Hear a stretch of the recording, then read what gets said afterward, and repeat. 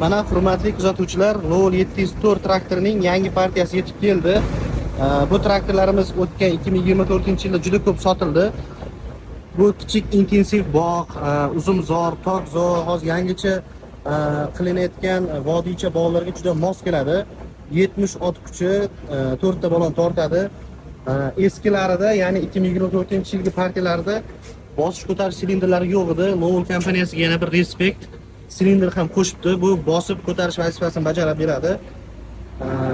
Orqa navigatordan ko'rishingiz mumkin. Ancha baquvvat, 70 ot kuchli, jussasi kichik qilib ishlangan. Barcha ishingizga mos keladi.